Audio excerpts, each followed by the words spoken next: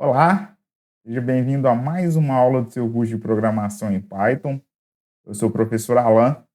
Quero apresentar para vocês aqui nessa aula a resolução do nosso terceiro exercício sobre as listas que nós temos aí disponível da linguagem Python, tá certo?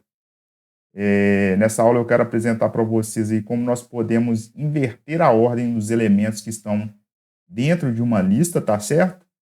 Então, para isso, vamos abrir aqui o nosso editor de códigos do PyCharm no computador.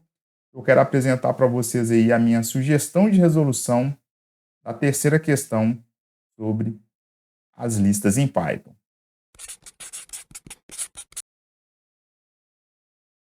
Muito bem, pessoal, eu já estou aqui no meu ambiente Windows no computador. Vamos iniciar aqui o nosso editor de códigos do PyCharm.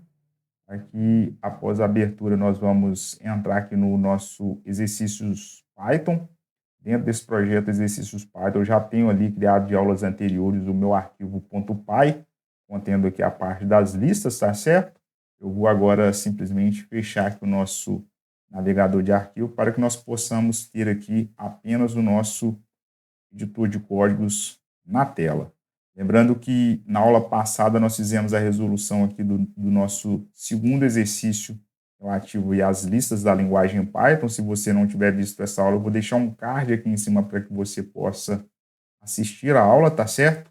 E logo aqui na sequência eu tenho o enunciado da nossa terceira questão, que ela diz o seguinte aqui, ó: inverter a ordem dos elementos da seguinte lista, né, a lista B, contendo os valores 10, 9, 8, 7, 6, 5, 4, 3, 2, 1. Então, eu tenho uma lista aqui que está em ordem decrescente e eu quero, por exemplo, inverter aqui a ordem desses elementos.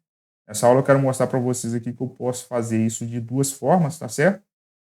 Utilizando o método reverse e também utilizando o slice. Então, para isso, vamos começar aqui, então, declarando essa minha variável, que é uma lista com a sugestão ali é o B, né? Então, eu tenho uma lista B, que vai receber, então, os valores, né? Quando eu quero declarar uma lista, eu coloco sempre entre colchetes, os valores 10, vou colocar 9, depois vírgula 8, 7, 6, 5, 4, 3, 2 e o número 1. Pessoal, veja que quando eu declaro uma lista aqui no caso, né, sempre quando eu coloco aqui a vírgula, tá certo? Entre os números, eu deixo um espaço aqui depois da vírgula, exatamente porque no caso do editor de códigos do PyCharm, no caso aqui, ele sempre fica reclamando, né? Lembrando da nossa questão do Zen do Python, que bonito é melhor que feio, né? Então, eu sempre coloco dessa forma porque o PyCharm, ele me reclama quando eu coloco de uma forma que não é elegante. A mesma coisa se eu não coloco aqui, por exemplo, ó, um espaço depois aqui do sinal de igual na atribuição, tá certo? Então, preservando aí um dos princípios do Zen do Python, eu sempre coloco dessa forma. E aqui, então, eu declarei a minha lista B, contendo aí esses valores, inclusive, que eu já posso até printar na tela aqui para me ver. Se trata aqui de uma lista, né? Vou rodar aqui, botão direito em cima da aba lista 06 aqui, ó, run lista 06, e tá aqui a minha lista. Se eu quero, né, saber que ela realmente é do tipo das listas, eu posso colocar um print, nossa funçãozinha type, como eu sempre faço aqui nas aulas, e eu coloco aqui a variável b. Aqui rodando novamente, então, realmente se trata aqui da classe das listas, no caso aqui, essa é a minha variável b, tá certo? Inclusive, pessoal, o Python ele é uma linguagem de propósito geral de tipagem dinâmica. O que quer dizer isso? Por exemplo, se eu vir aqui, ó, depois de ter declarado a variável b como sendo uma lista e colocar aqui, por exemplo, b novamente, só que agora eu coloco, por exemplo, o número 9, veja só, se eu rodar novamente esse meu código, agora eu tenho uma variável não mais sendo uma lista, sendo um número inteiro. Então, está aqui o número 9, né, deixou de ser número 9 e ela passa a ser da classe aqui, ó, dos inteiros, tá certo? Ou seja, ele substituiu a variável que anteriormente era uma lista para um número inteiro aqui no caso, tá certo? Exatamente porque o Python ele é de tipagem dinâmica, tá certo? Então, vou aqui simplesmente apagar, porque eu não estou trabalhando aqui com números inteiros, mas só para fazer aí esse adendo aí com relação a essa questão, né, que é uma característica da linguagem Python no caso. Após aqui essa parte de fazer a declaração, né, o que nós queremos aqui, na verdade, nesse exercício é inverter a ordem desses elementos. Então, para isso, eu posso utilizar o método reverse, então eu posso colocar assim, ó, b ponto, né, e colocar o método reverse. Então, eu vou até colocar assim, ó, colocar com uma linha de comentário, usando, né, o método reverse. Tá certo? Aqui dessa maneira, agora, se eu der um print de B, olha só o que nós vamos ter ali no caso agora, olha só.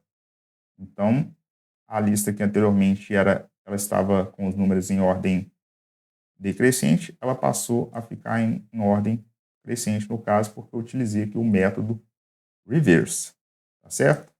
Eu posso fazer também utilizando, vou até colocar uma outra linha de comentário aqui, ó, usando, né, o slicing. Vou colocar assim, ó, slicing. Aí se eu vou comentar também essas duas linhas de cima aqui no caso, tá certo? Tendo lá a lista já criada anteriormente, eu posso simplesmente agora fazer o seguinte, eu vou criar uma outra variável chamada b underline invertido, né? Ou seja, a lista aqui agora numa ordem invertida. Eu vou colocar assim, ó, a minha variável b, vou colocar as chaves e vou utilizar aqui, ó, 2 pontos, porque eu quero pegar um conjunto de valores. Então, nesse caso aqui, eu coloco 2 pontos para me pegar todos os valores e qual que é o passo. Então, para isso, eu coloco outro 2 pontos do lado e como eu quero inverter a ordem desses elementos, eu coloco o menos 1 no caso. Tá? Então, eu estou pegando aqui, no caso, todos os elementos e, neste caso, um passo de 1 em 1, utilizando aqui o menos 1 na sequência. Então, agora se eu der um print, né, da minha variável b invertido, veja só, rodando aqui o meu código, eu tenho também, né, uma outra forma de inverter a ordem dos elementos aqui dentro da minha lista. Dessa maneira, nós conseguimos finalizar aqui, né, a resolução, então, do nosso terceiro exercício relativo aí às listas que nós temos disponível na linguagem Python. Então é isso, pessoal. Chegamos ao final de mais uma aula do seu curso de programação em Python, onde eu pude apresentar para vocês a minha sugestão de resolução da nossa terceira questão envolvendo aí a parte das listas que nós temos disponível aí da linguagem Python, tá certo?